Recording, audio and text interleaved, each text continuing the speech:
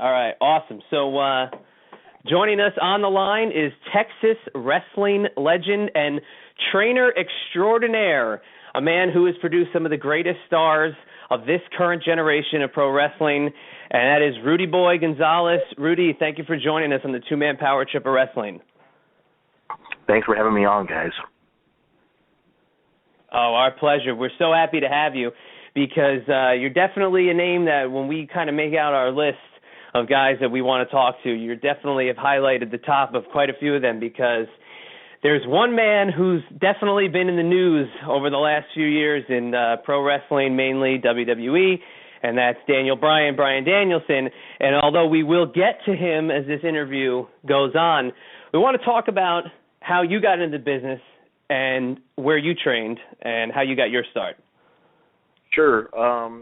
Basically, I stumbled into the wrestling business. I wasn't when I was growing up. I didn't plan on being a professional wrestler. I wanted to be a football coach. And my high school football coach, long story short, my high school football coach referred me to go train at Joe Blanchard's wrestling. It was actually called the Southwest Wrestling Academy. Joe Blanchard of Southwest Wrestling had just started a wrestling school, and it wasn't going to be anything permanent. It was just temporary until I went back to college. This was in January of 1982, and so I trained there, and I never went back to school. I just continued training. I walked into into Mr. Blanchard's office, and I told him I wasn't going to go back to school. I wanted to learn the wrestling business, and I me and Al Snow talked about this one time, and and he asked me what made me want to get into the wrestling business, and I couldn't tell him. I couldn't, and I still don't know. I don't know what made me want to do this. So I started. The first job I ever had was mopping up the building where we did our shows at. It was a Monday night. It was actually a Monday afternoon, and we had a show that Monday night. And so, once Joe Blanchard said, okay, I guess, he was totally against it. But when he finally said, okay, he said, go get a mop and fill a bucket up with water and put some Pine Sol in there and start mopping.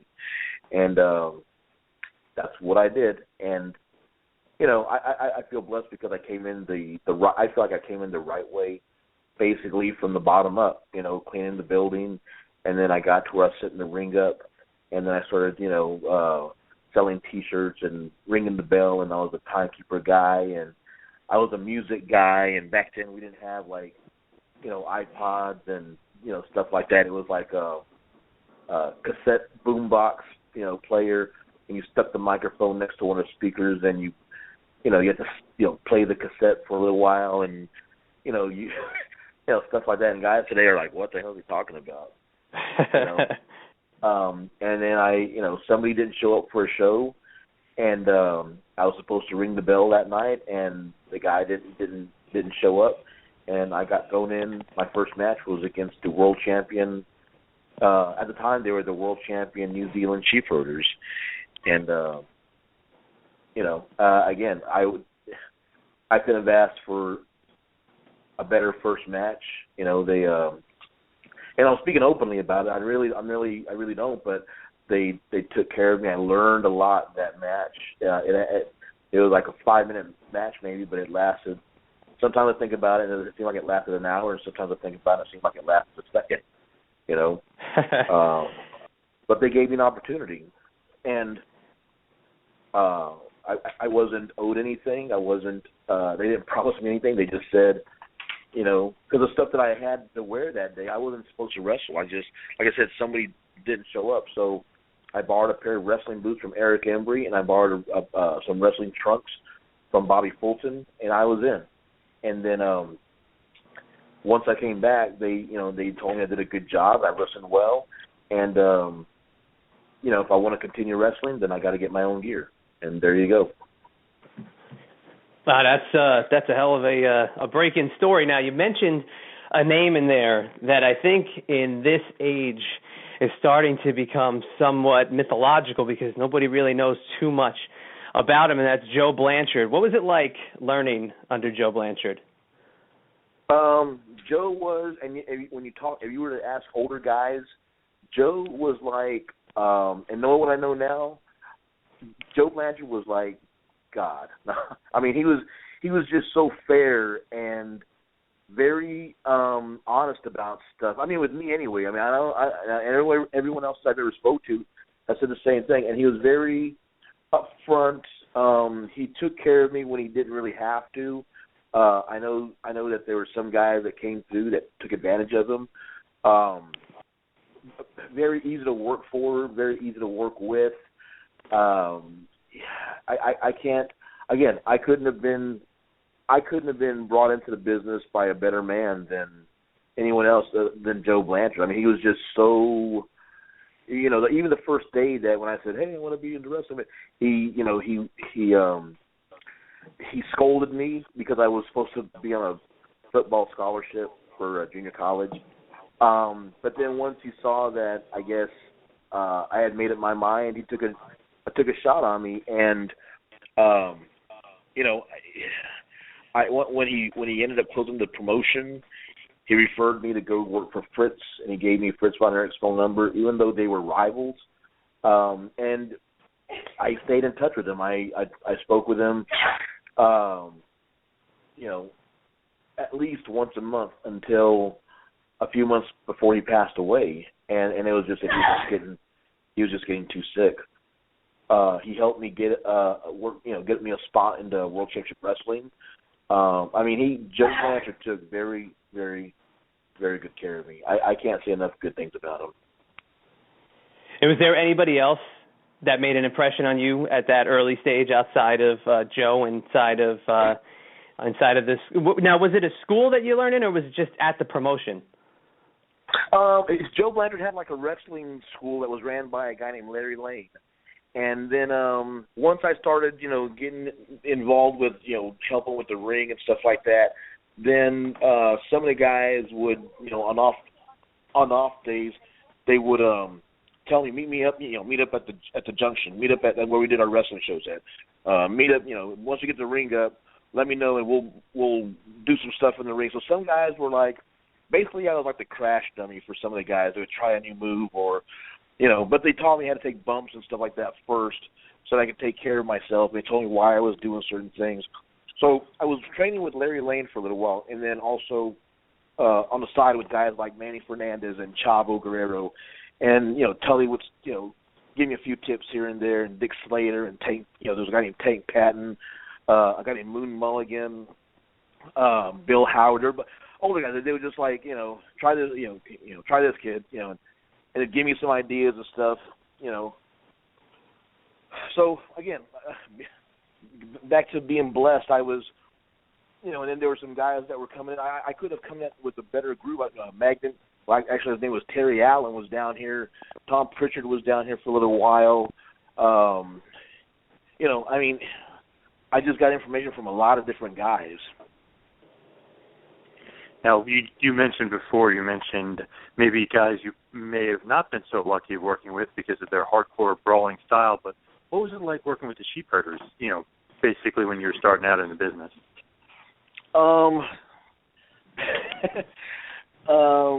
Brutal.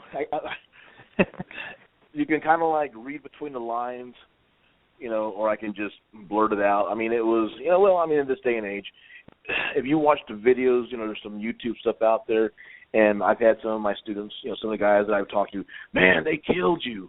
They took very good care of me. I mean, they, guys do matches and they do all these crazy things. They come out and they're beat up and whatever, and I look at them, I shrug my shoulders.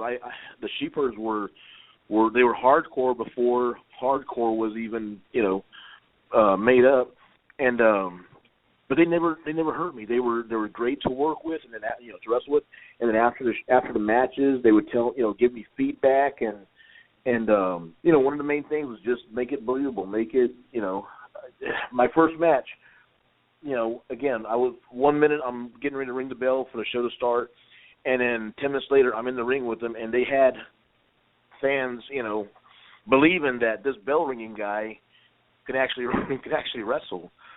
Luke Williams was a very fair guy to work for. I mean, he, at first it was hard to get bookings because I really wasn't that good.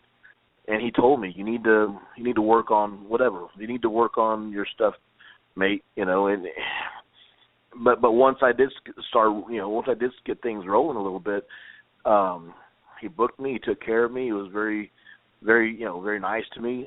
Butch Miller was the same way. Good guys.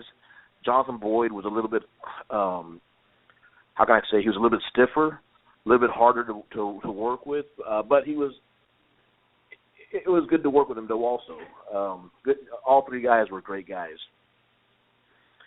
Now you mentioned some great legendary names. I mean, the Raging Bull, Manny Fernandez, Tully Blanchard, Chavo Guerrero.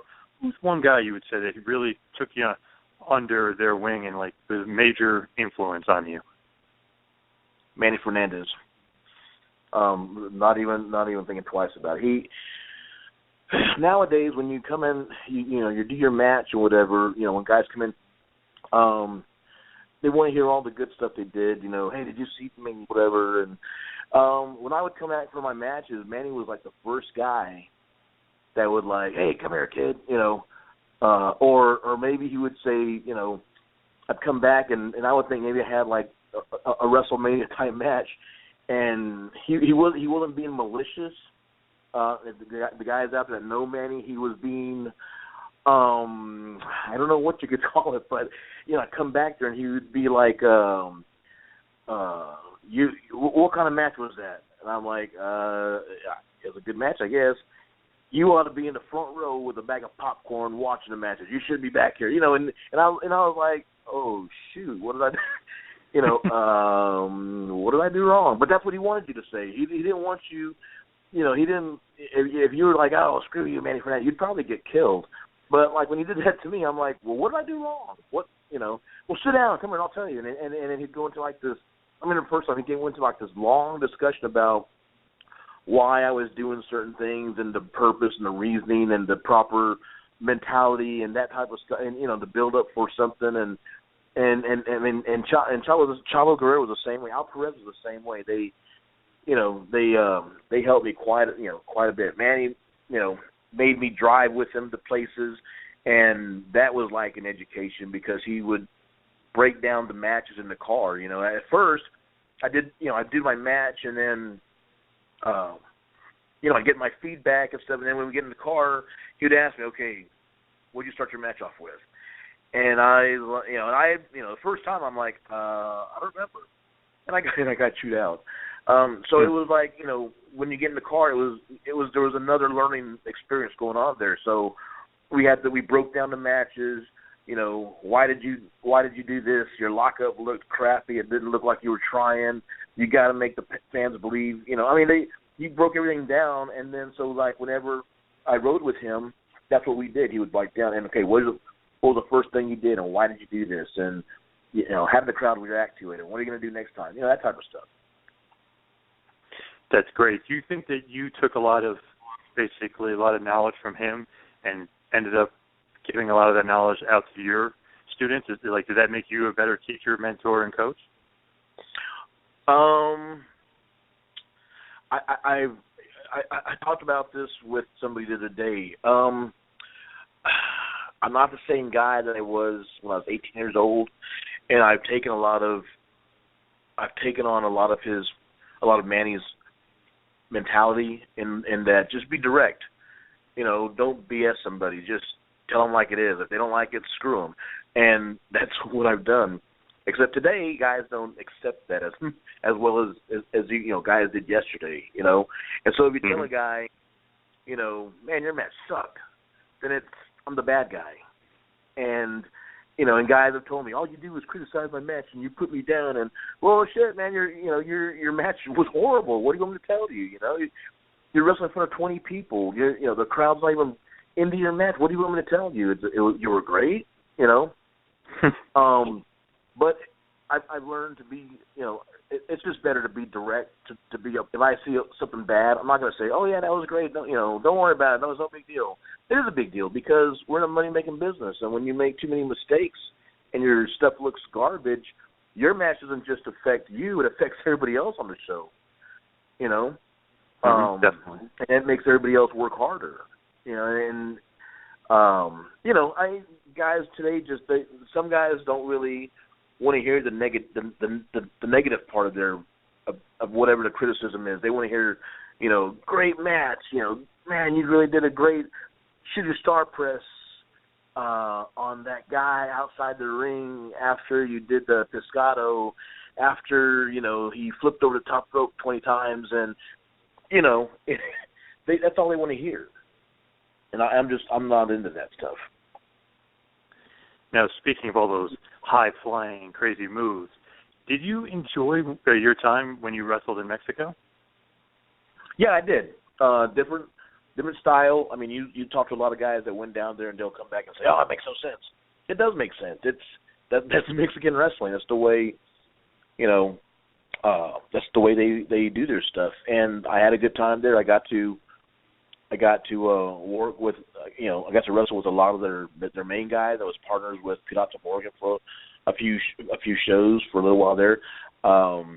I got to wrestle Black Ordman, who's a big star down there. I traveled with El Tejano. We were partners for a little while. I enjoy all the guys there. The crowds. While in the United States, Vince McMahon was slowly taking stuff over, and we were coming into the breaking the kayfabe stuff, whatever. Down in Mexico, man, those guys, it was real. It was, the guys that wore masks all the time. If they got hurt during a match, they were hurt until they left the building, until they got on the car or got on the bus. It's a different world over there, and I liked it. I enjoyed it. You had some time with Jerry Estrada as well. Weren't you a tag partner of him too down there? We tagged for a little while also. It was me, Morgan, and Jerry Estrada. They put us together for about 3 or 4 weeks. We did a few shows around Monterey, and then me and Jerry did a few shows as just me and him. Now, when did you decide that as you're running down your wrestling career that you really want to become a trainer and a mentor to these guys? When I decided was when Shawn called me. I had the funny thing is, I tell guys, you're in the game, as long as you're in the game. And I don't know if that makes sense to anybody else, but some guys may know what I'm talking about. You're in the game as long as you're in the game. Once you get out, you're no longer obviously in the game. So I did a show for a guy, and I got screwed on money, and I quit. I got my bags. I left the guy that I drove with down because I knew he had a ride, and I left. I came back to San Antonio. I came home, and I was done with wrestling. I hated, it was like something snapped, and I hated the business. I didn't want to be part of this, garbage anymore, and I was done. And then Shawn called a couple of days later, like the show Saturday. Shawn calls me like on a Wednesday, and he's like, "Is this Rudy Gonzalez?" And I'm like, "Yeah." He goes, "This is Shawn Michaels, and I'd like to talk to you." And I'm like, "Dude, go F yourself." And I hung up on him. And we did that like 2 or 3 times, and then finally he's like, "This is Shawn, this is Rudy, this is Shawn. Just listen to me." And so I was like, "Okay, I'll play along with it." So I'm like, "What do you want?" And he explained he was going to open up a wrestling school, and he wanted me to help train. He was going to have 2 other guys, as trainers, and he wanted me to be one of the trainers also. And I had gotten a job at a warehouse, at a grocery store warehouse, but I'd already spent so many years in the wrestling business. I didn't want to. Honestly, I didn't want to work at the grocery store warehouse. I was making $14 an hour. I was making great money. But I hated it. And Shawn said, I can only pay you. He told me I can only pay you, $250 a week, and it was far less than what I was making at the warehouse. But I had 3 kids, and we had just got a house, and I was like, all right, again, in the very beginning, I was going to school to college and whatever, my goal was to be a football coach. And I kind of like wandered away from that idea. And now Shawn's wrestling school gave me a chance to go back into coaching. I'd been already wrestling for, 15 years, 20 years or something. So all the football knowledge I had was kind of like gone. Everything I knew was wrestling. And I thought about, all the guys that helped teach me and the experiences that I had and on the road with other promoters and travel and all that stuff. And I felt like I had something to offer. So I accepted, Again, I was taking a lot less money than what I was getting at the warehouse, but and wrestling guys will understand that. Sometimes it's not about the money. It's just what you want to do. It's what's. I'm not going to say it's in your blood because that's so corny, but it's just what you want to do. And when I left, quote unquote, the wrestling business, I didn't want to leave. I didn't want to go away. I didn't want to leave, but I wasn't going to get jacked on money anymore, And so when he called and gave me the opportunity, I took it, because like I said, I feel like I had stuff to offer the younger guys,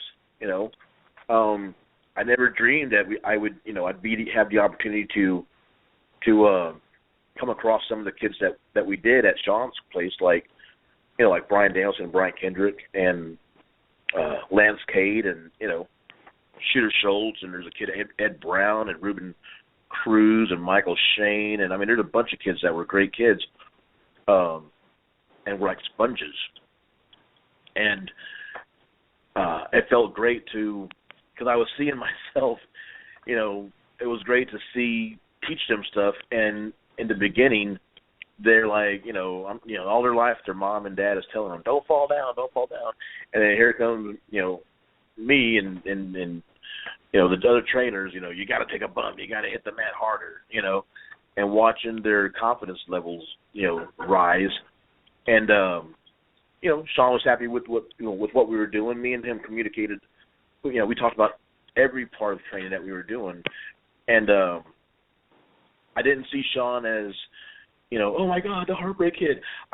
Shawn presented himself as just another guy, as just another, just another training guy. So it was a great experience. I enjoyed it. Yeah, and this is late 90s Shawn Michaels, which, is a very well-documented subject. He's post his big run in the WWE. He's kind of on the mend. It's not ready for the comeback yet. That would come a few years, even though he did have a short comeback in TWA. Now, how was it working with him in 1999 while he was getting the TWA established? Great. The time period you're talking about was he had the attitude and hard to work with and stuff like that. He didn't want to drop the belt to this guy, and him and Bret Hart had a big fight, and he was blah blah blah blah blah. At the wrestling school, just another guy. All the stuff that I had heard about him, because through the years we weren't really buddies. I wasn't Shawn. We live in the same town. We actually grew up like a few miles apart, but we weren't buddies or anything like that. Whenever I did stuff for WWF, we would see each other in the hall, and it's just like, hey, what's up? What's up? How you doing? That's it. And it wasn't like, how's the kids? And let's go barbecue tomorrow. Nothing like that. So, the first day of training, we talked. It was me, Ken Johnson, Jose Lothario. We talked about what we wanted, and our visions, our ideas were pretty much the same.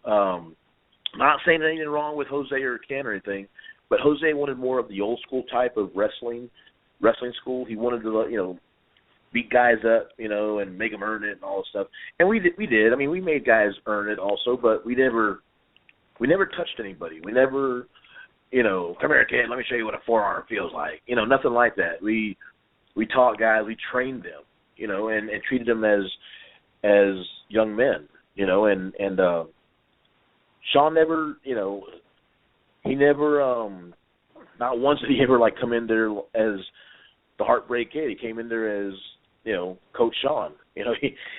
All the stuff you saw on TV would never appeared. He never put up an attitude. He never he did. He trained with everybody. We did squats with what he could do because his back was still recovering from his injury and stuff, his surgery. Just one of the guys. It was great. I wish he still had the school so that I can work with him and talk. We never had discussions like, oh my God, did you really, did y'all really screw Brett? Nothing like that. It was we hardly ever, did Brett really screw Brett? It was nothing like that. It was, we just that Shawn Michaels, the Heartbreak Kid guy, never existed at the school. That's fantastic to hear, I guess, from your point of view and the students. So now turning to the students, and before we get into specifics, tell us about, you said they were sponges, but tell us about that first class that came in and what you think they expected versus what you gave them. At the first class, Shawn's mom did all the recruiting. So if you got the information, whatever, you'd mail, a letter, I guess, or call the number, and she would talk to you, and she would screen you, I guess you could say. And so the first class, all the classes, there were 20 guys per each class, but the first class was like studs. There's no other way to put that. There was Bryan Danielson, Brian Kendrick, we all know those guys. There was Lance Cade, we all know him. There was Shooter Schultz, who was in MCW. He was in developmental for a while. There were the four guys that got signed right away. There was a guy named Ruben Cruz, I mentioned earlier, good kid, a Hispanic kid, very athletic, good size. There was a guy named Brian, I can't remember what his last name, but he played for the University of Washington. 320 pounds, he was like 6'4", a huge kid, very agile. There was a kid named Brandon Salt, who was another big kid. I always compared himself to Triple H, and we'd always tell him to just shut up. There was a guy named John Hope. Out of those 20 kids, there was like 15 that were just studs, So it was very hard to, you had to really work hard to stand out.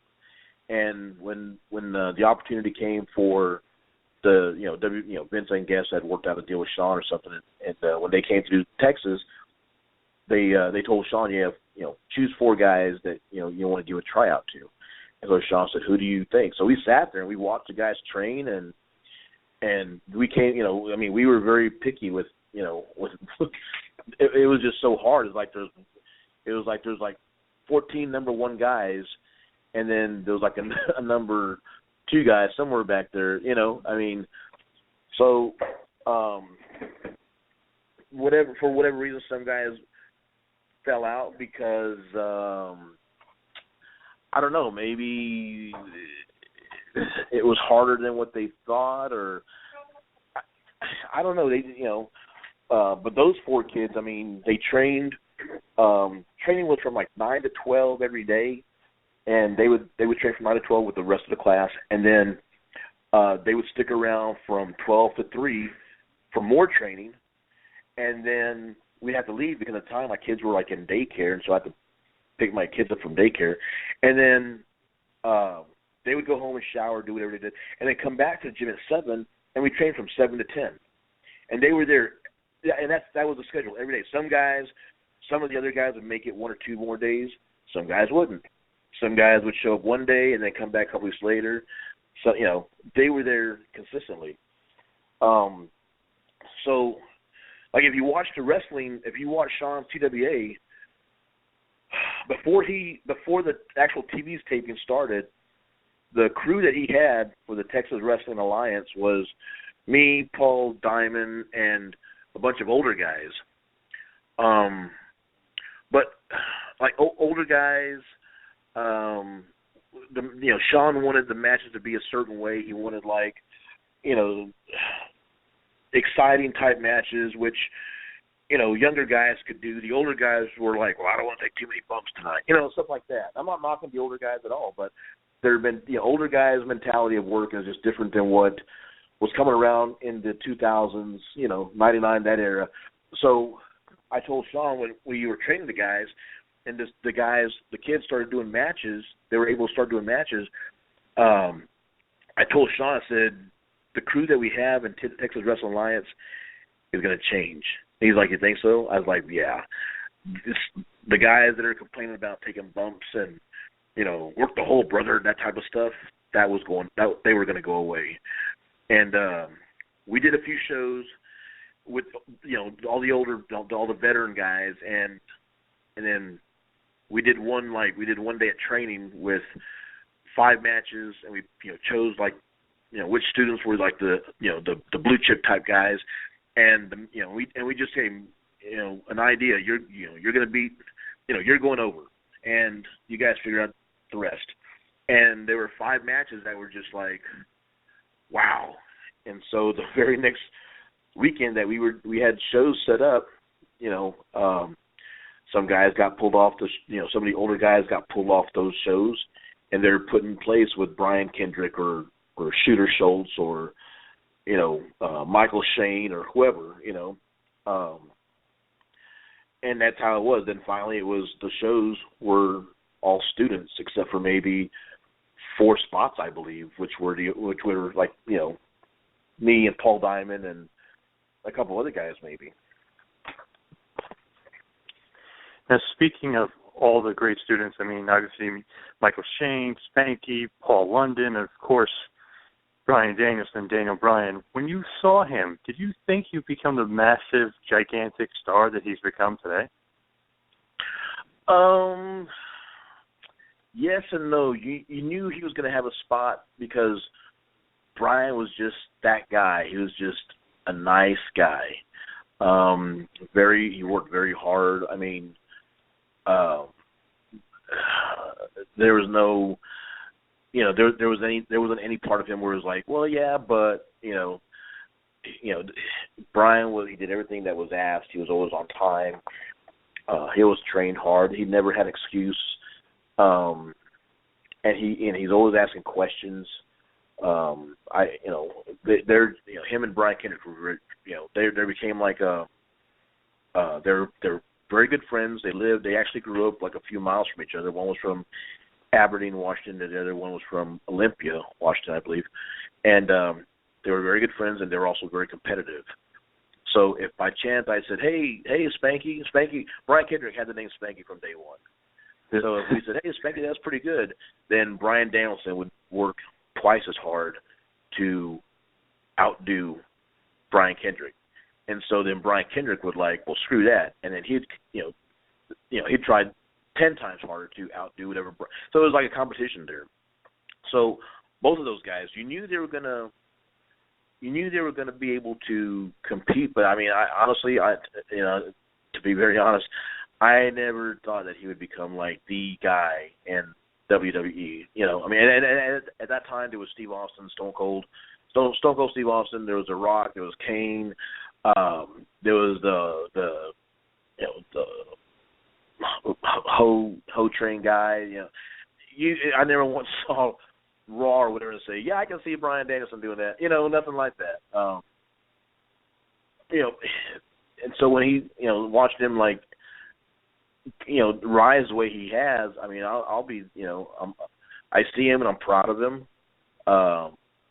I wish him the best. I hear he's having some health issues, but I hope he gets over it. I mean, everything that he's getting, he deserves.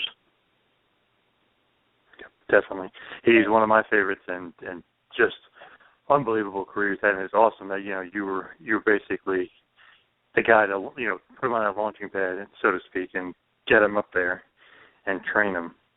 Now, I'm sorry. Bryan Danielson's first match was against me. Oh, really?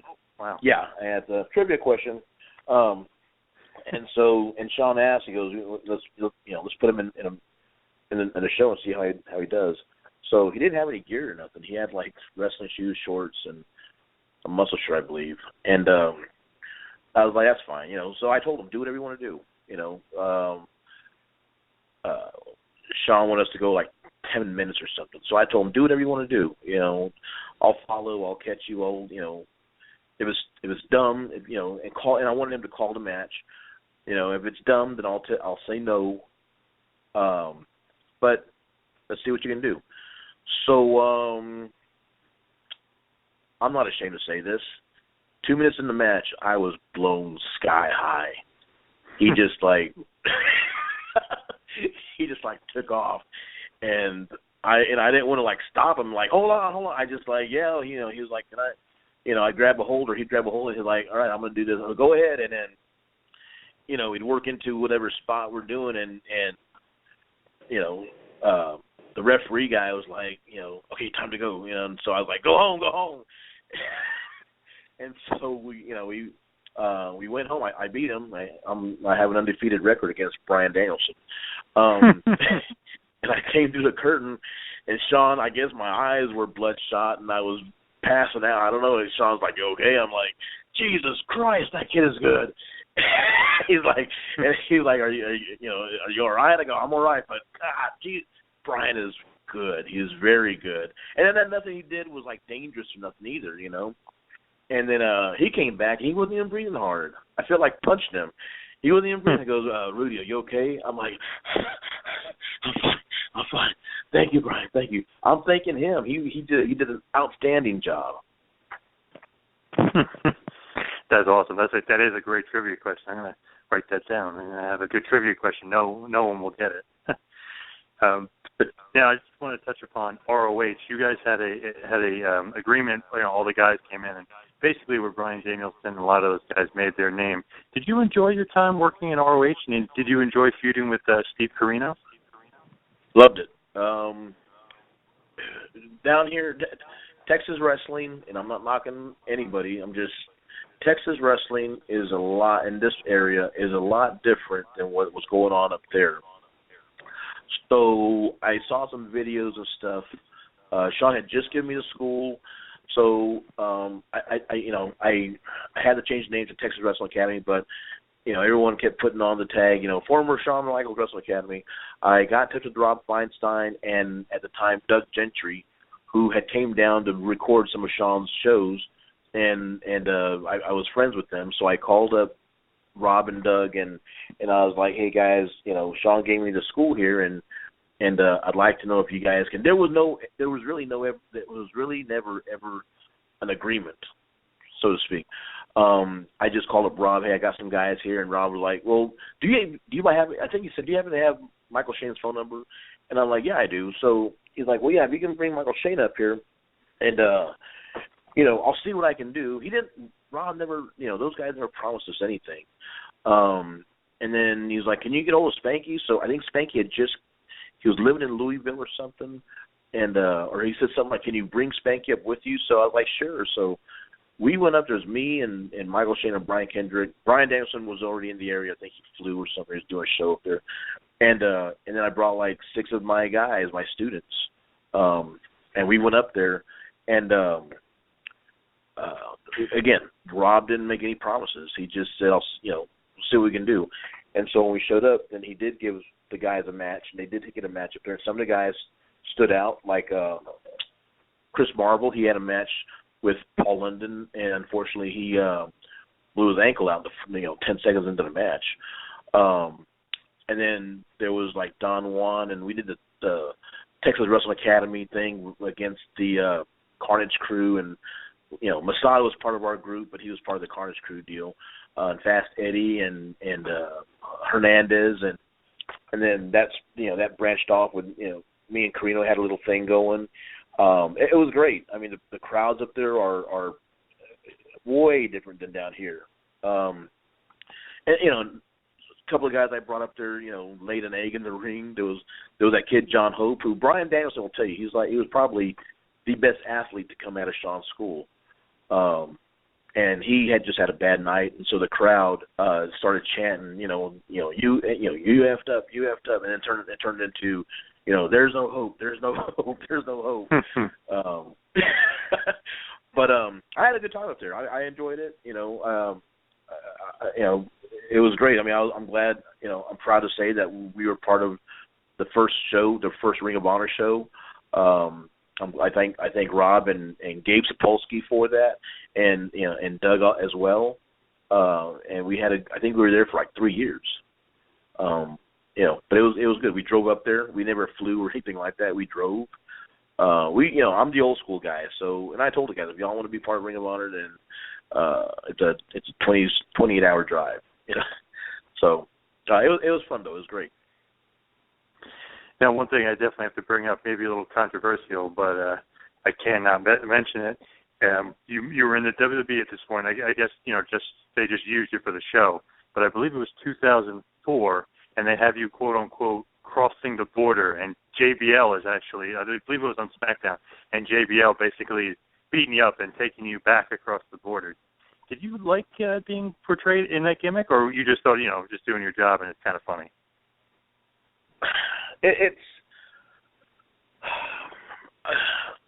I didn't care.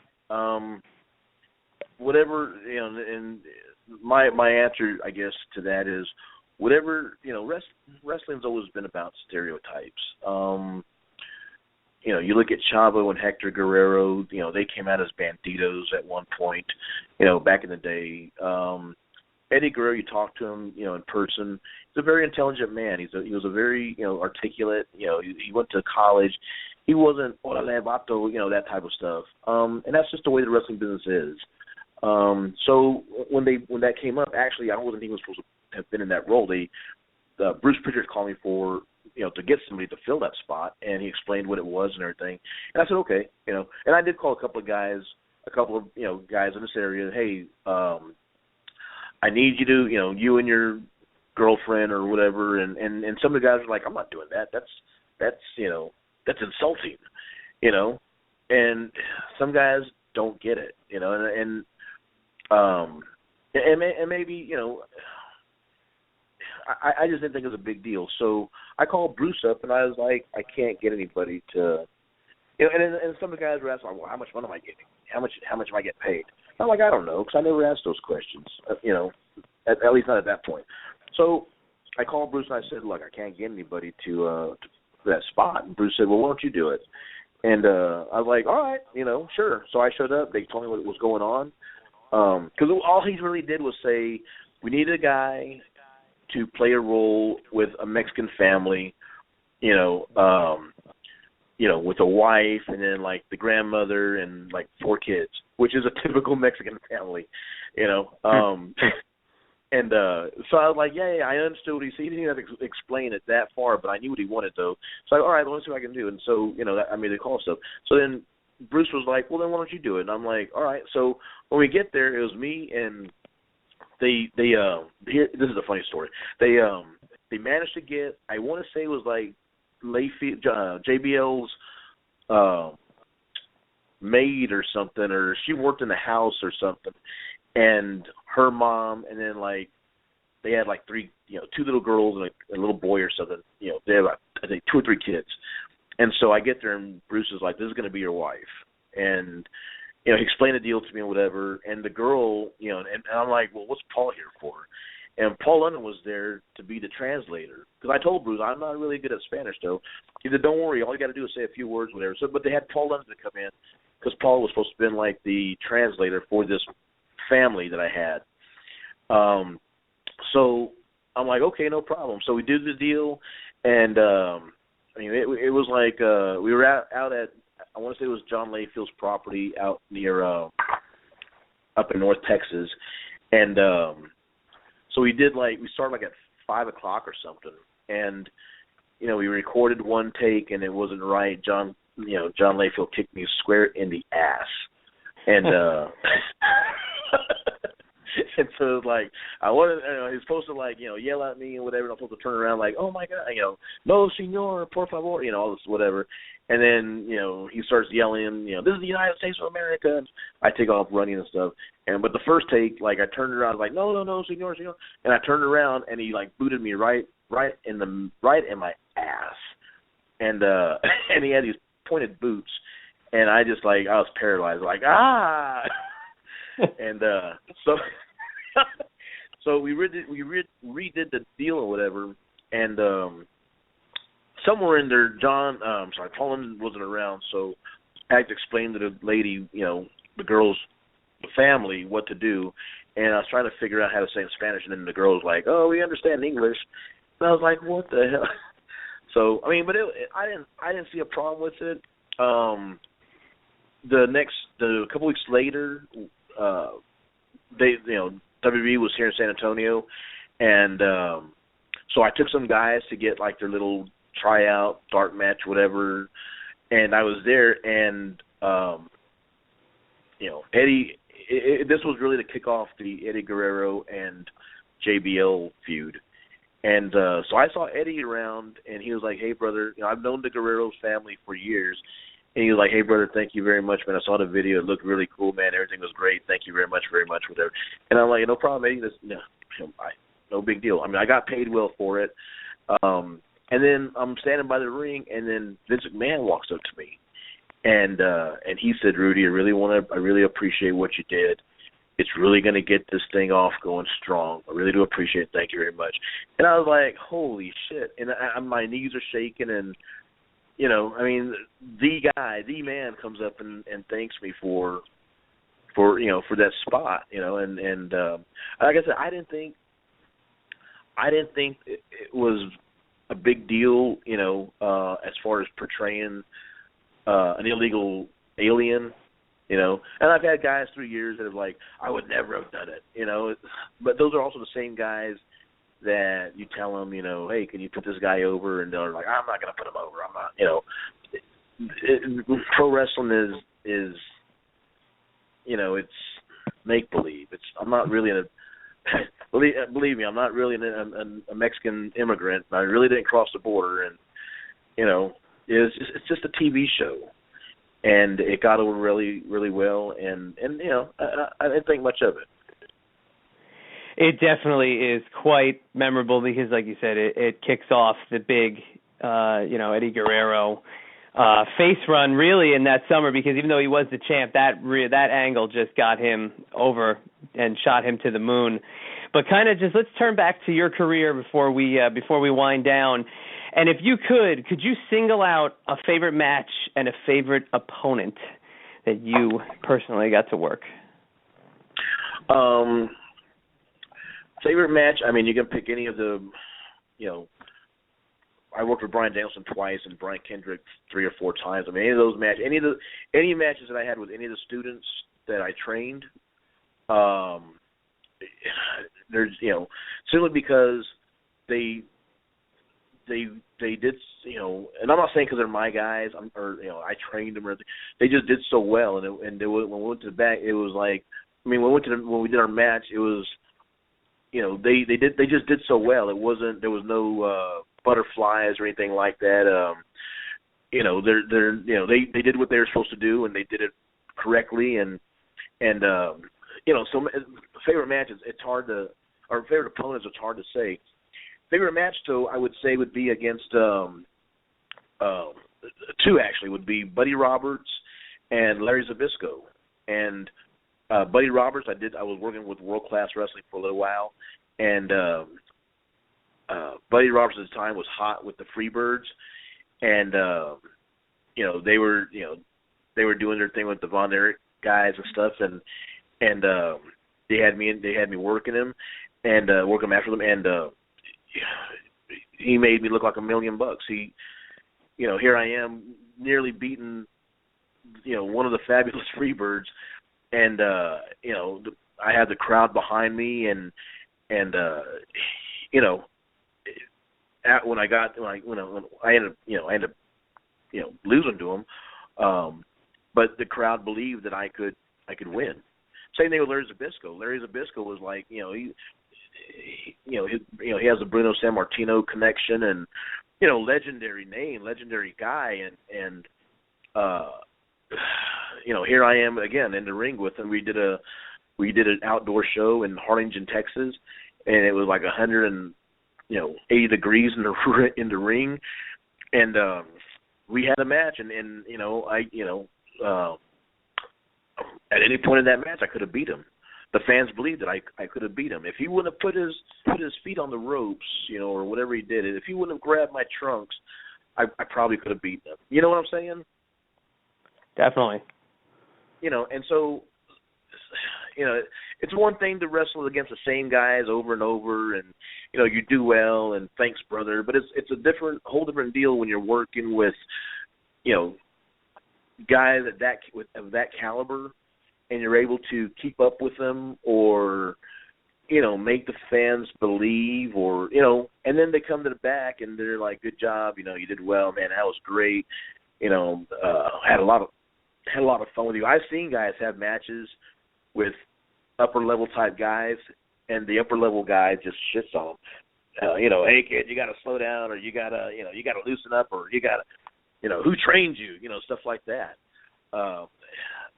So Buddy Roberts and Larry Zbyszko were, those are matches that stand out for me. That's a definite awesome crew to have stand out. And Reed, thank you so much for coming on tonight. Before we let you go, please let the listeners know just exactly where they can get a hold of you to come train under Rudy Boy Gonzalez.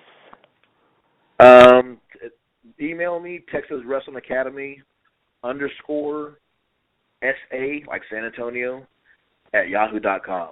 I have a Facebook page, and I'm not the guy to say, you're too fat, too big, too slow, too dumb, too dumb. If it's something that you want to do, and it's in your heart, and you want to put forth, 120% effort, I'm there. I will say that it's not pro wrestling is not for everybody. So unless you have those qualities, unless you have that drive, I'm there. Awesome. Thank you very much.